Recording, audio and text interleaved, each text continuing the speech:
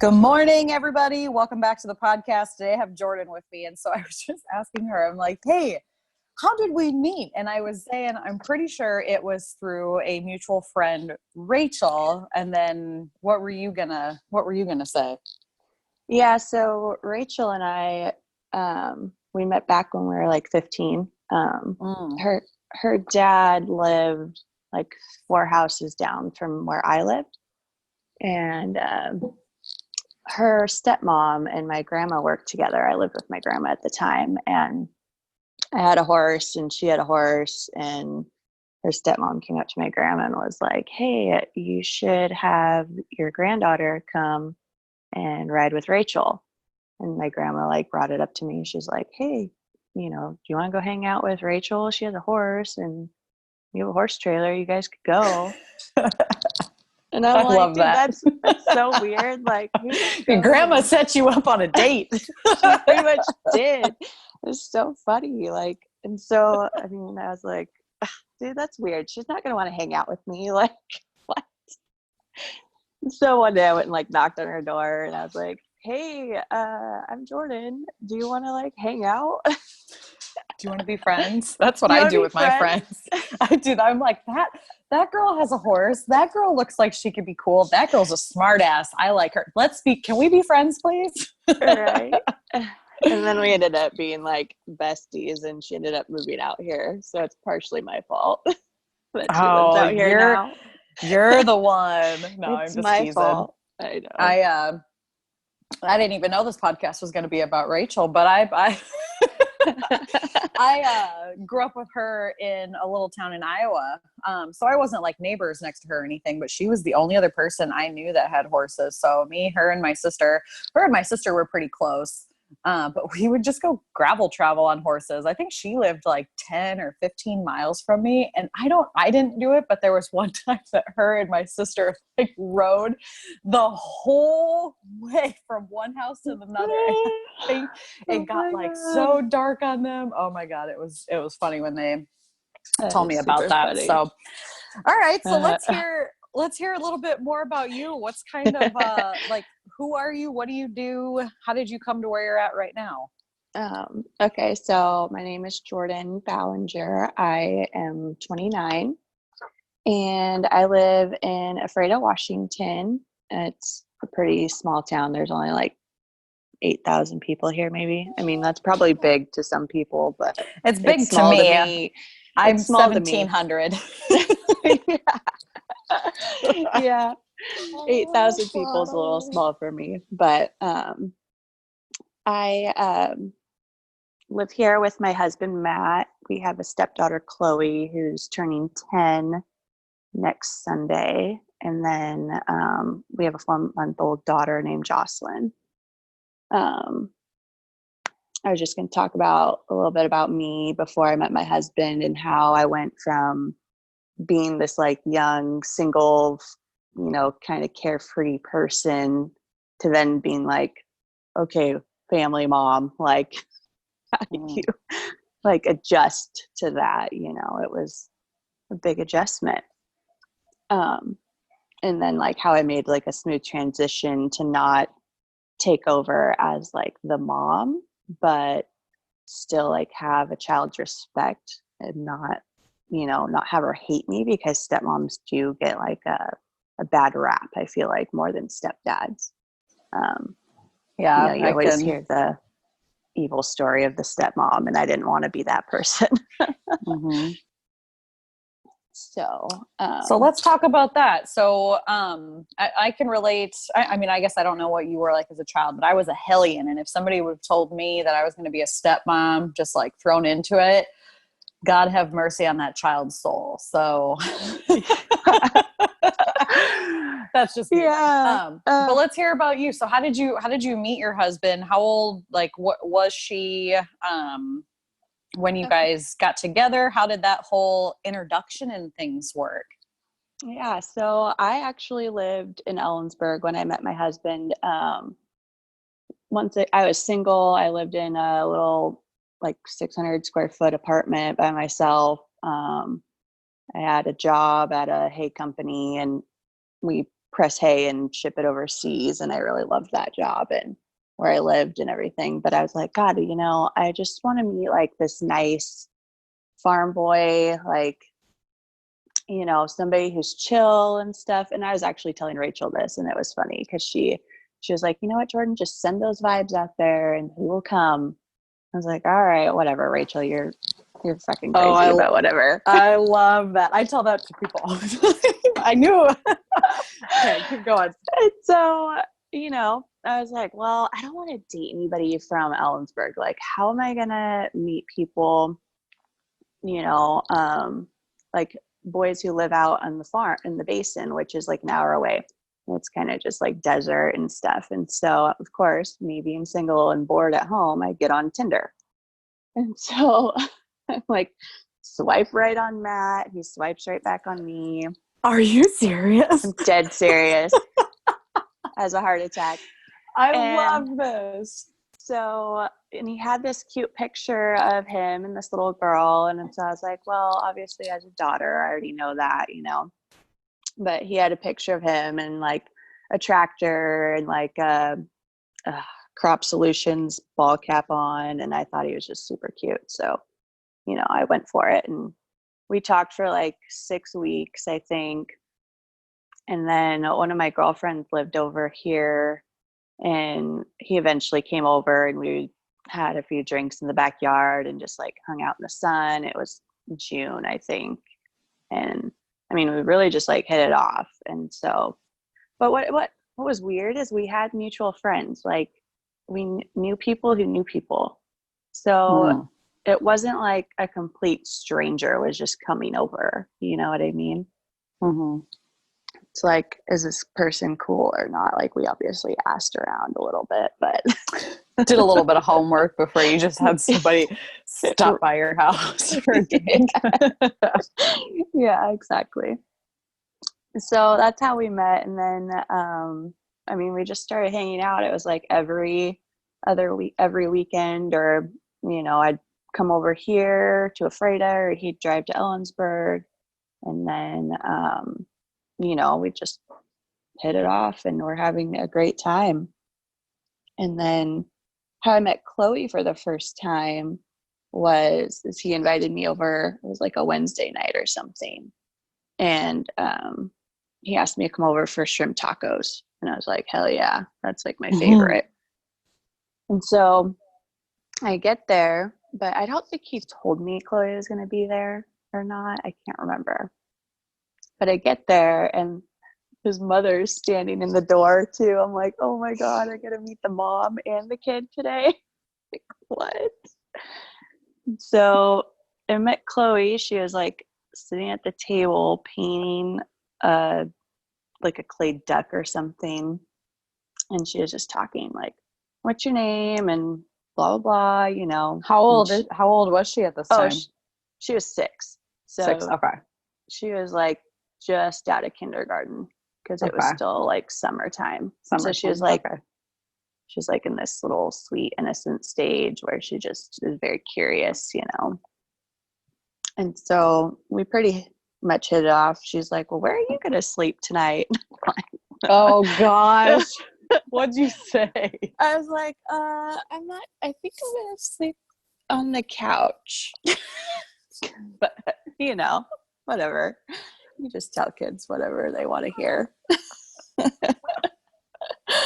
But, yeah, she was really nice and stuff. And then, I mean, we just started hanging out more as a family, and like I introduced her to my family, and we'd go to like the farmers markets, and you know, I'd take her to do fun things on the weekends with us.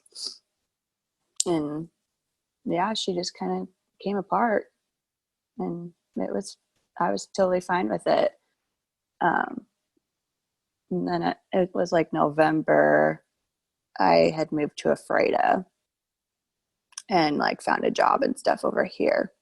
And then I think that's kind of when she's like, oh, this is serious. Like my dad, like I could feel like she probably thought I was going to like take her dad away, you know, like a little bit of rebellion there. But she only did this once. It was, I was like getting ready in the bathroom, and she came up to me and she said, Jorden, this is mine and my dad's house, and my dad can kick you out anytime he wants. I was like, oh, okay. Where's your dad? And she's like, what? And I was like, where's your dad? Out in the living room. I said, why don't you go over to your dad and you need to tell him what you just told me. She goes, what? So I told her, go tell her dad. She came back. She apologized. She was crying, but she never has been that disrespectful to me ever again. Like, and I just had to like nip it in the bud from the beginning. And then she's like, oh, okay.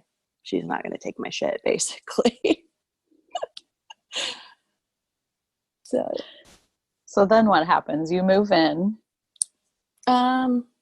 We lived together for about a year, and then we ended up, we were going to a concert. We went to the Florida Georgia Line concert, and we had Chloe that morning, and Matt asked Chloe, he has it all recorded on video, and he asked Chloe if it would be okay if I was her stepmom and stuff, and she's all giddy and giggly and says, yeah, I'm so excited and stuff like that. So we got engaged that night at the concert, and then it was pretty cool how Matt did it, though. He proposed this song for her by Chris Lane when he was singing it, and then Chris Lane saw that he proposed and like announced it to the whole stage or the audience. Way. Yeah, it was super cool. Like best memory ever. He has it all recorded on this cool video like throughout the whole day and everything. He did a really good job. And like, I would watch that all the time. we do. It's so funny. We do. I'm so glad I have such a special memory to like show my kids and stuff.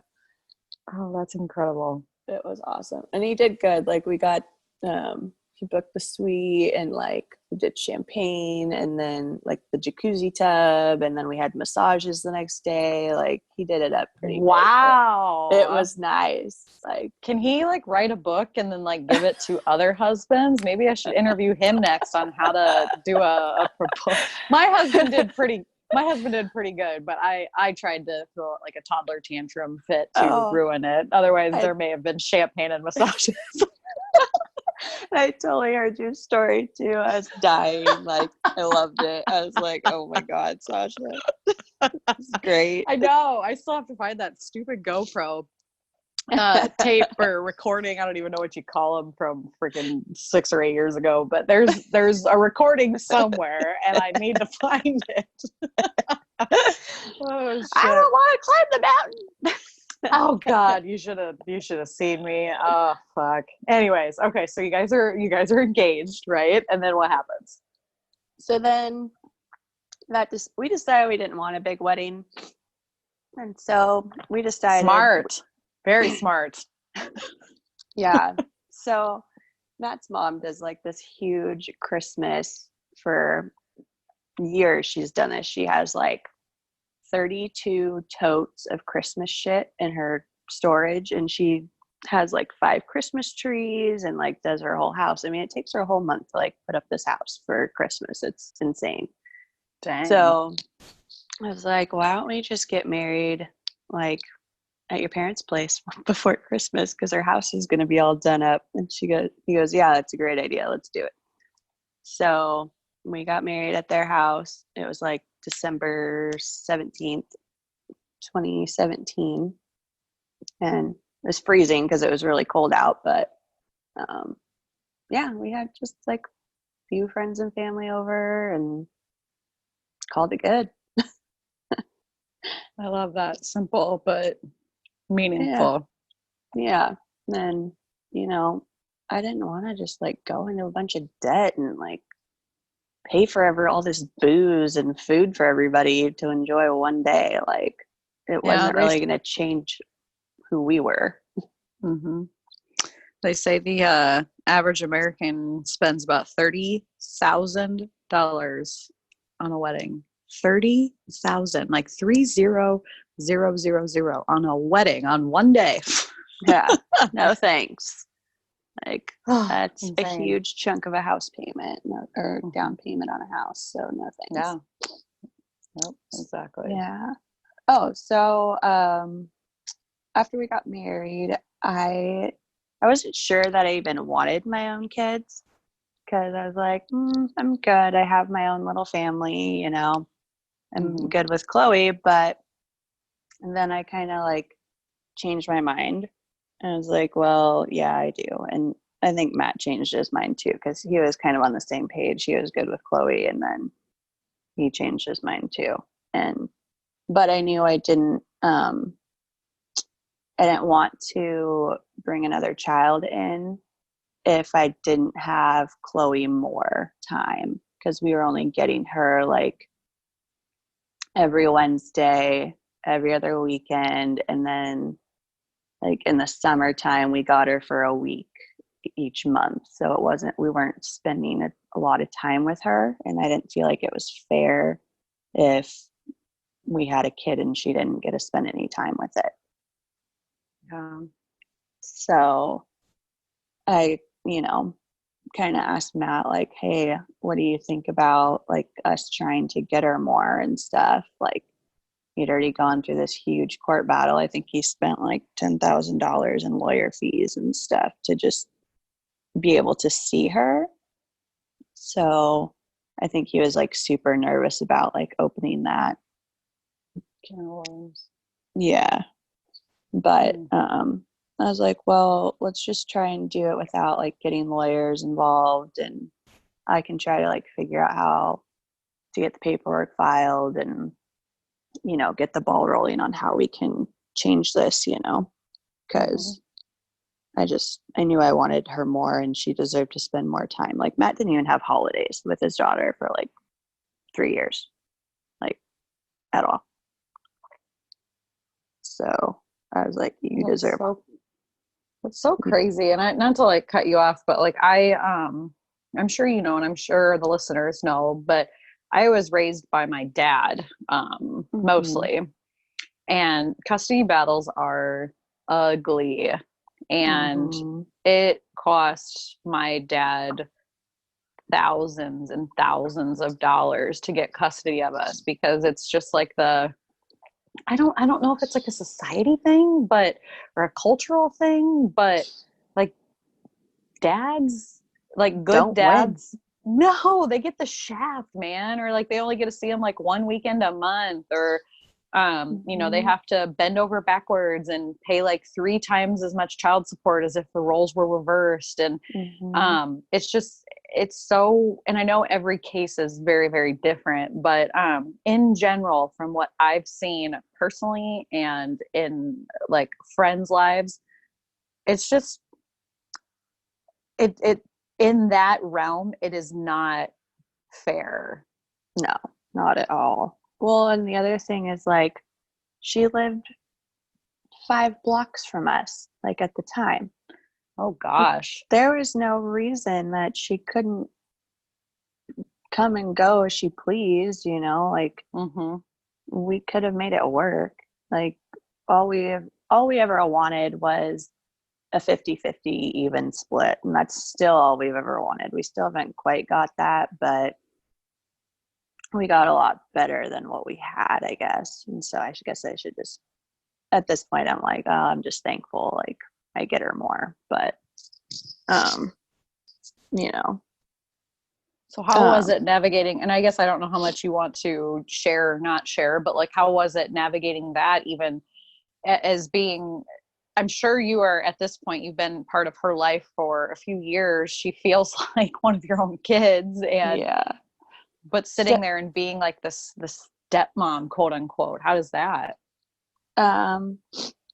So, I mean, it was really stressful. Like you get like high anxiety. You're like, oh my God, what are we going to do? And you just kind of ponder it in your head. Like, oh, hopefully this pays off, like hopefully I'm not just like doing this for nothing and stuff. So, what I did was I went to the the clerk's office here at the courthouse, and I just asked them, like, hey, how can I change this parenting plan? Like, we want to change it. And the clerk told me like what paperwork I needed to print off. I could just print it off online and fill it out. And so basically you like petition to open up the case again and,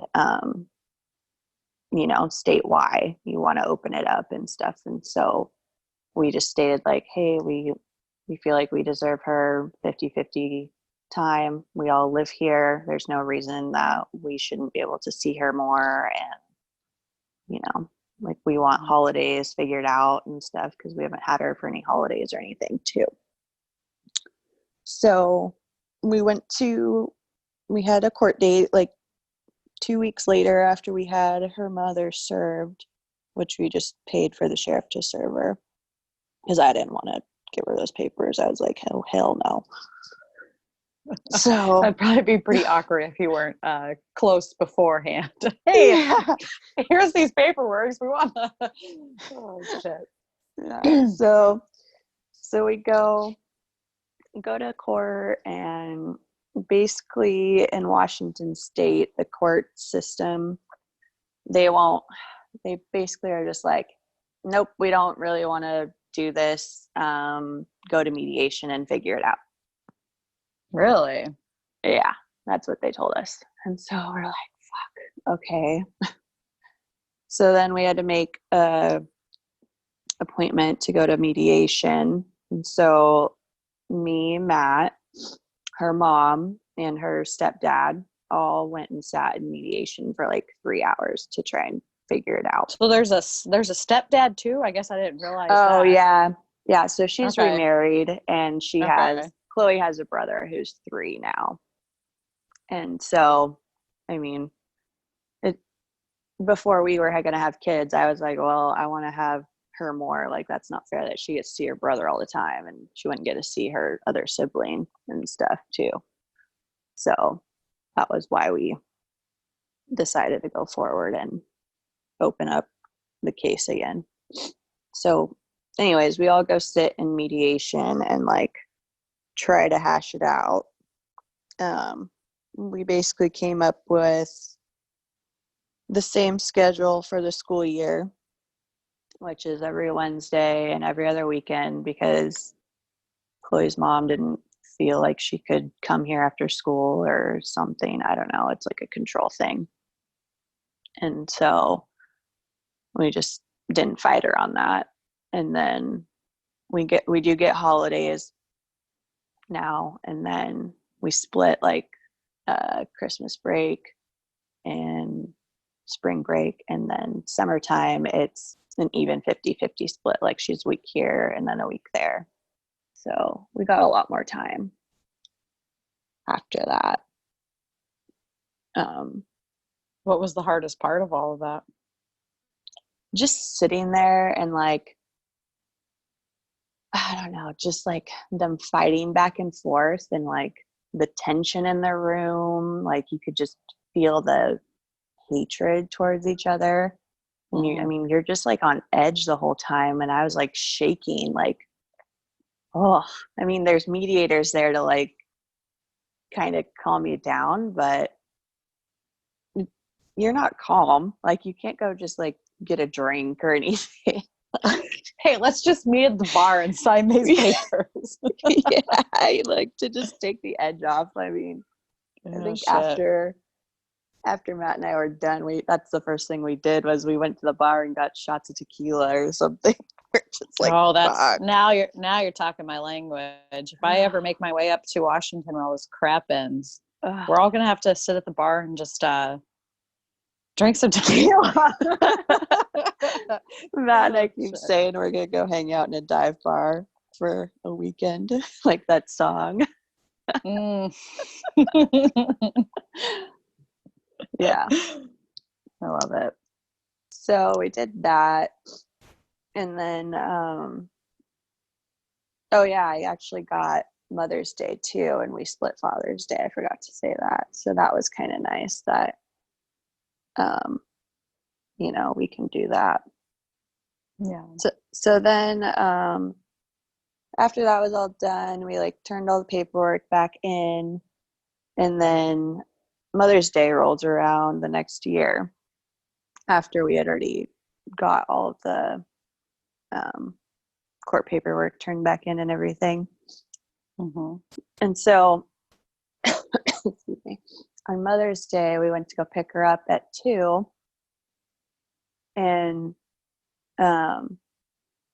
before there had been like a disagreement about Easter because we didn't talk about Easter in our parenting plan. Like, it was kind of just whoever had her that weekend. Oh. And they asked us if she could come over for Easter. I was like, well, we already made plans. Like, I already made plans with my family in Ellensburg, and then for Matt's family for dinner. So we were already like super busy. And they asked like a couple days before, and I told them like, sorry, I already made plans. You guys will get her next year for Easter and stuff, Mm-hmm.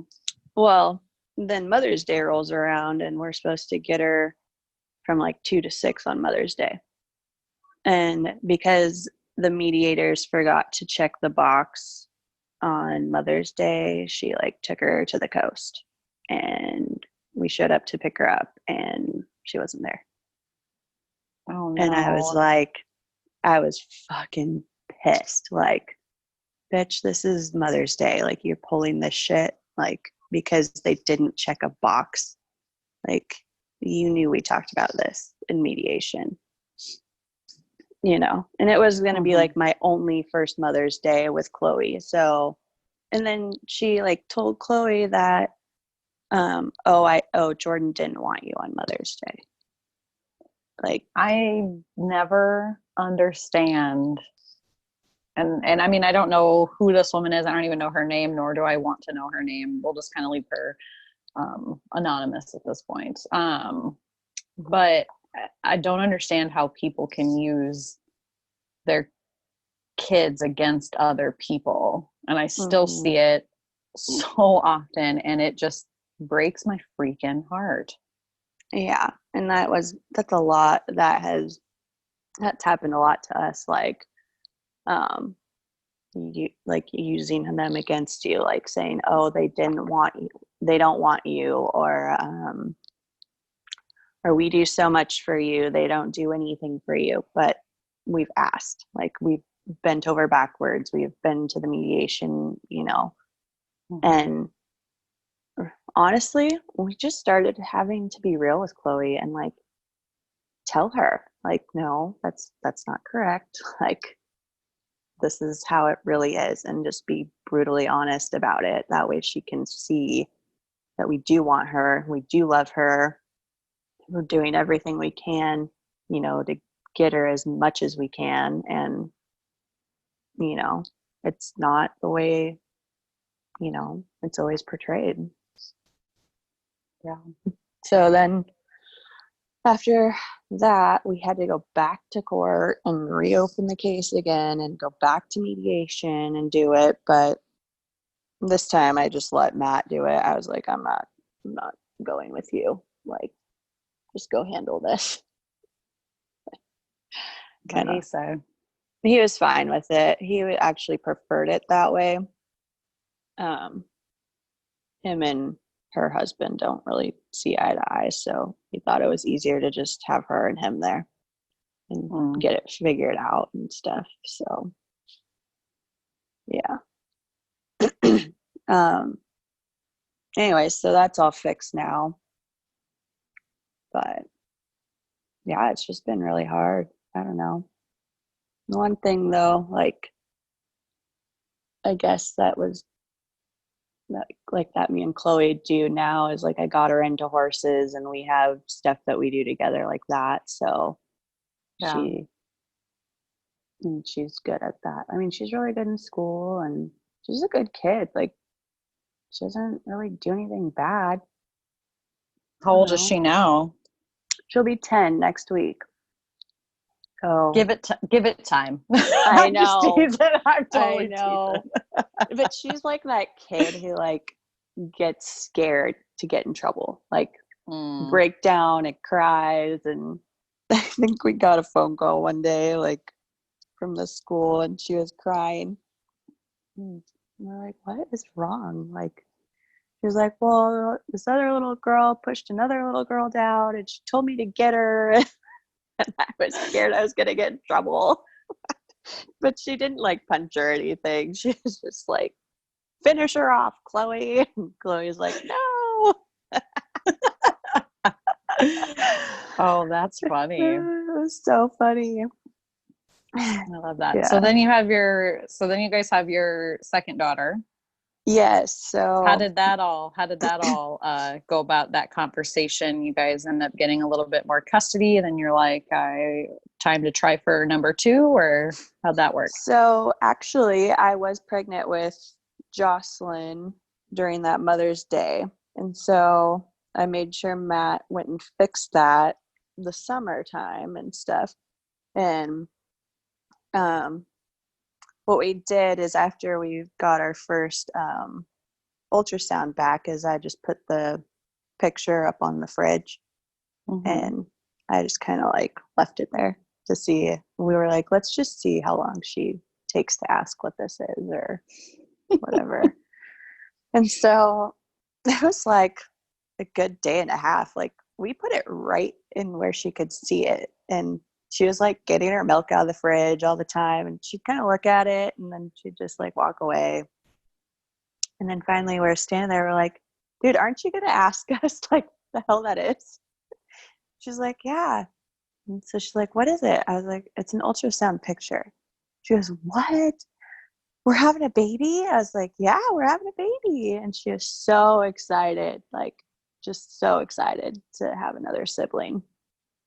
But at this house, obviously. Yeah. She's like, do you know what it is? We're like, no, we won't know until like August. And so we still had her like every other week in August. So when we had the gender ultrasound done, we made sure that we had Chloe that week so she could come with us and figure it out. So that was pretty fun. But my husband was like, it's a girl, I already know. Like, whatever. My husband did the same thing. He's like, with the first one, he's like, this is a girl. I'm like, oh, okay, sure. But so then you're pregnant with, does she have siblings on the other side too? So she just has a brother on her other side. And Okay. so she was basically she didn't have a brother until I think she was almost 7. So she was basically an only child until she was 7. Okay. So she's pretty far apart from both her siblings. Yeah. But she's a good big sister, so she's really helpful now. So how has life changed for you with your daughter now and her and navigating motherhood in a whole new sense, really?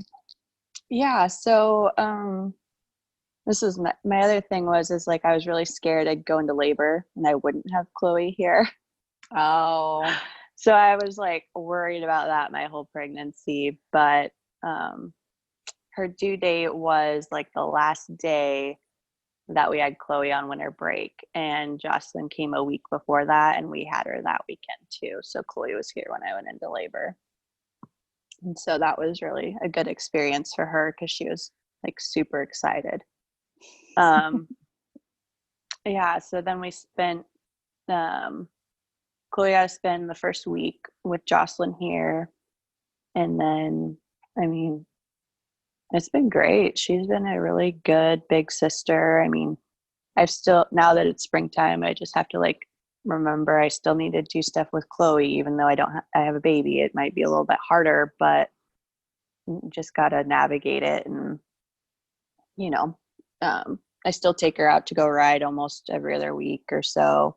I just like take the stroller out and Jocelyn sits in the stroller and I help Chloe tighten her cinch and hold her horse while she gets on and she rides. And, you know, that way she still knows I care and want her to do her thing. And it's not always just all about Jocelyn, you know. Other than that, it's just been really good. I mean, she loves her sister. So I think that's been really helpful to kind of like, I don't know how to say it. Like when you're in a relationship with somebody who has a daughter, you kind of feel like it's those two, and then you're kind of like the outsider, like, because you came into their family basically, like their circle. But then like once we had Jocelyn, it kind of just like brought us all together closer, I feel like, because she I've was heard like that. Go the ahead. missing link almost. Yes, exactly. I've heard that before from others where they have a blended family and then end up having one other child, and then it's like, well, now everybody just feels complete. Mm-hmm. That's very true how that happens. I love that. Yeah. So, okay. How often do you guys see each other now then? So with the COVID-19 going on, Yeah. we did ask if we could just do like the summer schedule because she's just doing distant learning right now. But since it's still technically school, we're still basically on the same schedule, but she has to stay like a little longer on Thursdays in the morning. And then like Sunday night, she gets to stay the night until Monday at noon. But if I want her a little bit earlier for something special, I can get her. I just ask. But until Father's Day weekend, that's really when we go back to our normal summer schedule, which is a week on, week off. Yeah. Well, that'll be nice. I'm sure everybody's kind of ready for things to go back to somewhat normal. I mean, I know I have been enjoying the slower pace of, I guess, just the expectations. Like, you don't really have to go anywhere or do anything. Like, it's kind of like your choice to do things. So I find that I'm doing more things around the house, which bring me joy. But I will be excited to go like shopping with my kids again. I didn't realize how much I miss going to, my favorite store. You guys, I don't think have these in Washington, but is Baumgart's. Like, they have like I think okay, so it's like a Fleet Farm, or I guess I don't know what else it would be close to, but like Baumgart's and Fleet Farm are like my favorite stores, and Lowe's. Oh, that's so funny. I was going to tell you too, when I think I was like 15 or something, I came out to Iowa and I visited Rachel one spring break, and Did we meet? I'm trying to remember, like, I know she worked at the bank at the time, and I don't know. I can't remember if we did or not, but anyways, you're gonna say it fucking sucked. Yeah, it did fucking suck because it snowed like 5 feet while I was there. I'm like, this is not fun. Like, what the Snows a fuck? lot. Yeah. I think that was the only time I came out. It snows a lot. And like, just like a month ago, it was like really nice weather. And then all of a sudden it snowed like a fucking foot. And I was like, where did this come from? It's freaking April. Like, get over it. So anyways, let's switch gears and talk about you for a little bit. How have you been? I know you're doing, well, you look great for one. Thank you. Like, I mean, I creep on you on social media. I know we really haven't like met in person, but I feel like we know each other. So I'm just gonna go with that. So how's this year been for you, like navigating this COVID stuff and motherhood and work? And So I was working I switched working from the place I was before, and when I first met Matt and I started working for a trucking company, I was running like 30 trucks at the time, and then like doing all their invoices and stuff like that, like HR stuff. Basically the mother of the company, I guess, the go-to person. And then when I got pregnant, they hired another girl, which I actually found her, and she had to kind of learn my role and stuff as I was kind of transitioning out towards the end of my pregnancy. And so then um, after I went into labor and stuff, I mean, I went on my maternity leave, and here in Washington, they have a family law, and you can apply for it if you don't have like your employer doesn't pay you maternity leave, and they pay you like 90% of your wages for 12 weeks. And so I did that, and then it was like beginning of April, I went and like talked to my boss and stuff and said, hey, I'm almost ready to come back. And he's like, oh yeah, we're going bankrupt, so just go on unemployment. It's like, okay, that's cool. Like, guess I'll just hang out at home, And then now it's just all this COVID stuff. So there's like not really any jobs open right now. But in a sense, that was just like kind of a relief. Like, I didn't want to go back to work. Like, I really just didn't want to take care of everybody else besides myself. Like, after I had Jocelyn, I just kind of got in this routine of working out every day and a really good headspace. Like, it helped me a lot. I've lost like 43 pounds in 4 months. And holy smokes. Yeah, I only gained 30 when I was pregnant. So I'm smaller than when I first got pregnant. And I mean, I feel so good. Like, I just changed my eating habits. And I mean, obviously I still love pizza, but we're all human, let's be right? real. Like, you can't, yeah, like I eat healthy, I'm going to say 80% of the time. Two things that I will not give up, that I just like refuse to give up, are pizza and basically anything Mexican food. Like, I need tacos and burritos and chips and queso and salsa in my life. I don't care what diet I'm on or what nutrition plan I follow. Those things will always be a staple in my life. I know.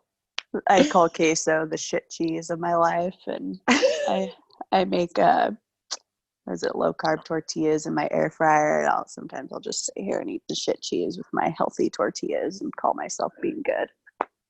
shit cheese. The shit cheese. It's so fucking good. And it's so shitty for you. Oh, I love that. That is too funny. Oh my God.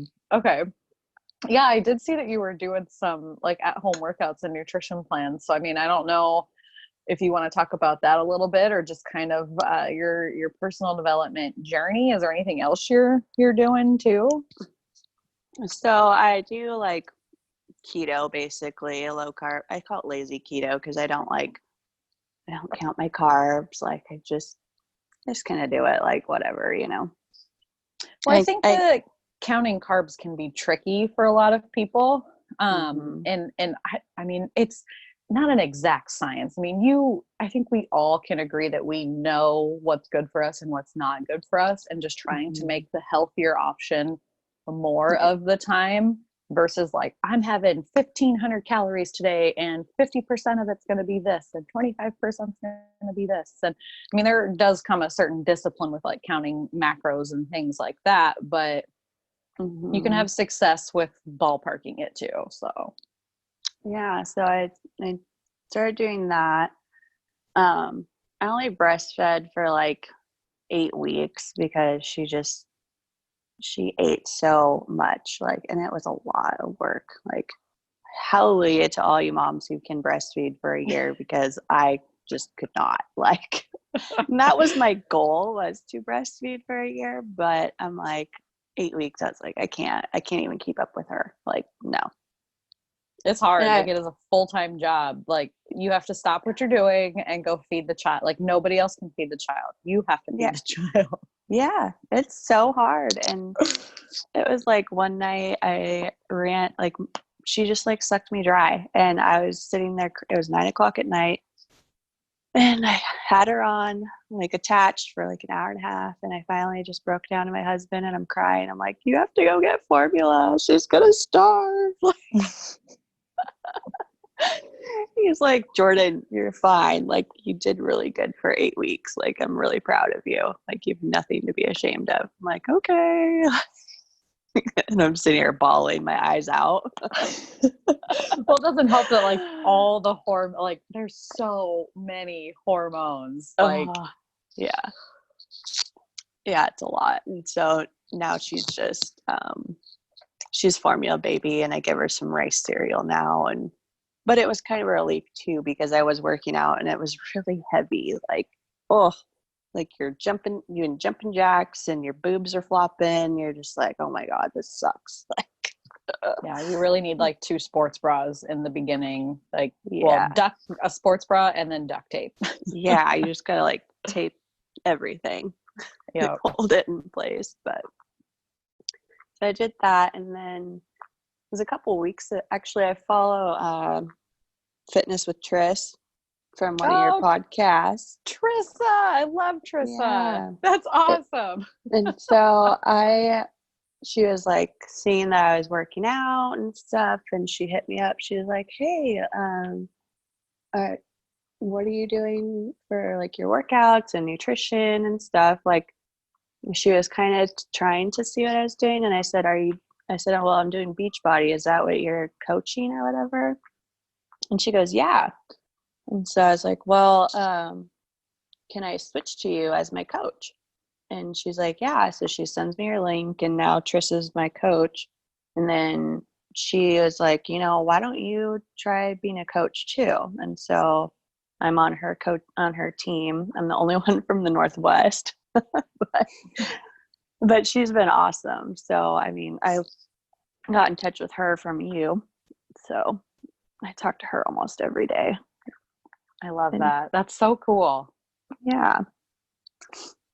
And so I have like 4 girls on my team, which is quite a few. I've only been doing this for like 2 weeks now. So I'm pretty proud of myself for that. But we'll grow, and I'll just do that as a little side gig. And then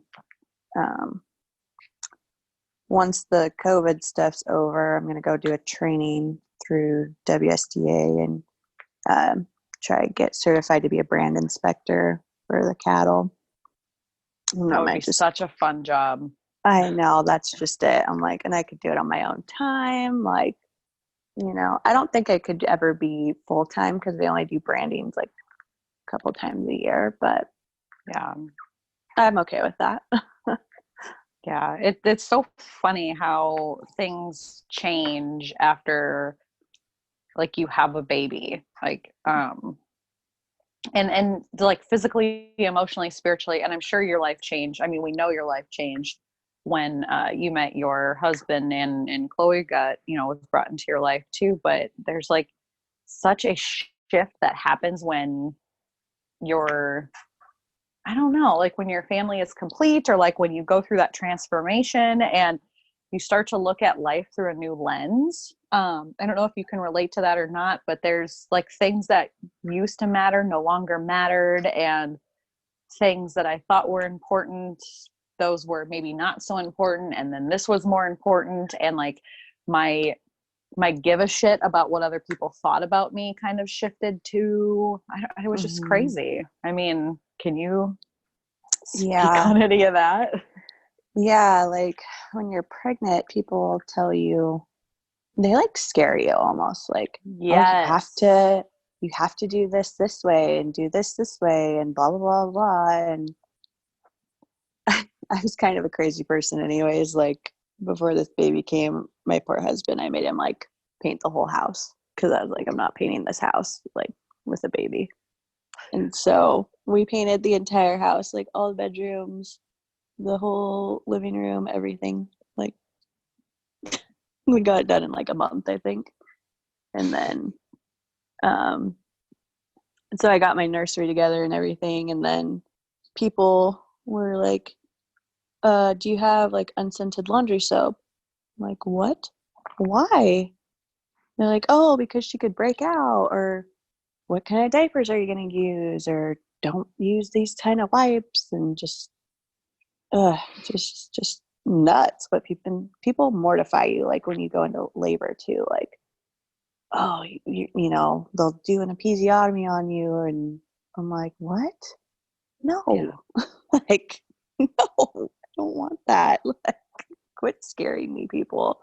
And that's what they do. And they're like, I'm just trying to warn you. And it's like, no, you had a shitty experience and you want to feel like it's people wanting to share their misery with others so that they just want to find community and connection within it. Like there's a deeper reason. I don't think anybody really wishes like ill on somebody else, but sometimes we feel alone in our story. So we're like, oh, this happened to me. And then once it happens to you, they're like, I told you so. It's like a weird like ego thing. Oh yeah, it was like, and I was kind of scared anyways, because I was going to a hospital that I had never been to before, you know, and I mean, I love my doctor though, so that's the only reason I stayed, is because I loved her. She was amazing, and I had a really smooth delivery and stuff, so I will definitely go to her again. Would you say it was an overall positive experience? Yes. It was awesome. Like the nurses there, they didn't like push you to get an epidural if you didn't want one. They're very much like, whatever you want, we will do for you. I love that. They were very pushy with me. Did you end up doing any of the like pain management stuff that they had? Yeah, I ended up, so I went in and I made it to an 8, but I was like on my hands and knees throwing up. I could not focus. I swore I was going to like push that baby out at any time, like if I could continue. And my poor husband was like holding my puke bag, and I'm like, I can't do this anymore. Like, just give me a fucking epidural. So I got the epidural, but they were never like, do you want it? They never asked me like if I wanted one. I finally just told them I wanted one to calm my nerves, collect myself, and have, but it was funny, like they gave me the epidural, but then they turned it off like when I started pushing, so I could still like I feel a little bit. No, it was just like I still could move my legs and stuff, because they had me like with this bar and like pushing, and then I could flip over to my hands and knees and stuff and push. And it was like I got too much epidural, so they're like, okay, turn it off and have her push. And then that's what I did. And it was better. Like I could still feel contractions and stuff and really focus. So oh, that's awesome. I love that. It was pretty cool. And then it gave my mom and Matt's mom time to get there too, because they were in the room with us. But yeah, it was and then we had like a Romanian nurse. Her name was Marcella, and she was just so sweet. Like I loved her. And she had a little accent and come in and say, oh, we need to wash the baby. And, you know, she was awesome. I loved her. Like, I'm going to request that I get her next time. Is Ramona, what's her name? Is Ramona here? Or did you say she was Romanian? She is Romanian, but her name was Marcella. Marcella. Oh, that is awesome. I feel like we could do a whole nother episode on like your birth story, like pregnancy and birth. And oh, we totally could. I love all that stuff. Just, yes. I love talking about my birth story and stuff too. It was so much fun. Like, I actually had a really good pregnancy up until I was like 3rd trimester. And then it was like, I got really bad sciatic nerve pain and had to figure out how to deal with that. I did chiropractic care and all sorts of shit to feel better. Yeah, that can be painful. I only had that a few times. And it's you think you do all the things right, but then like once you get towards the end, like for me, it was that 37-week mark, and I'm like, all right, I'm fucking done. Like, let's get this over with. But I still have like 3 more weeks left. Right? Oh, yeah. You get to that point, you're just like rolling out of your bed like a big bowling ball, and I couldn't even put on my shoes. I was like telling Matt, I was like, I don't know how fat people do this. I can't. Yeah, I'd say that to Will too. I'm like, I don't know how people live if they can't see their feet or like I don't understand it. Just, But yeah, the simple things in life. nope, I think towards that end, and I was fortunate that I had a baby. Everybody was like, "Oh, you had a baby in the summer?" I was like, "It was actually amazing because I lived in sundresses and swimsuits. Like I didn't have to wear pants or real Yeah. shoes. Like Oh, yeah, I had to wear like full on pants and snow boots and shit. It was awful. Nope, I had both my babies. Well, Oakland's going to be 3 here in about a week or so. So yeah, I was fortunate that towards the end of my pregnancies on both of them, it was like nice enough weather where I was just like, okay, this is a dress. I look cute, but this is also very functional because I don't have to wear pants. So, Hmm. oh shit. All right. Well, That's before we so wrap fun. this up, what do you want to leave listeners with today? I know we covered a lot of stuff. I feel like we could just keep going. I might have to start doing like 2 hour long episodes, but what do you want to leave listeners with, and how can they get in touch with you? Oh, um, you can always try to make a better situation out of a worse one. Um, and you don't have to go extreme with, going into debt over it, I guess. Um, Yeah. yeah, I think and then, it only has positive outcome for the child it benefits the child more to see both of their parents. So it's always worth it, in the end, if you get that result.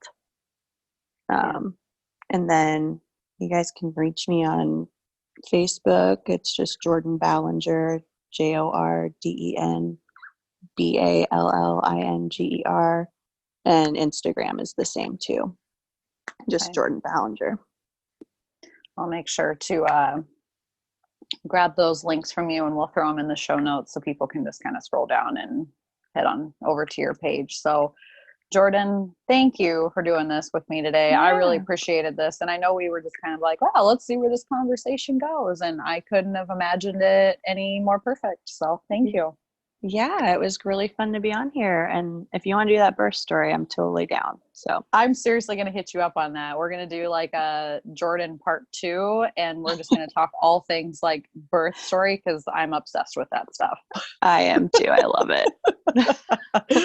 All right, guys, head on over, give Jorden a follow, let her know, screenshot this, share it on social media, tag us both, let us know what you think. And yeah, we'll catch you guys next time. Thank you for listening to the Sasha Davis podcast. It would mean so much to me if you could take 3 seconds out of your day and leave me an honest review on your podcast app, or take a quick screenshot and share to your social media and tag a friend, letting us know what you enjoyed most about this episode. And as always, for free resources and ways to work with me, head on over to my website, sashadavis.com, or send me a message on Facebook or Instagram at sasha.davis. And I hope you guys have a kick-ass day.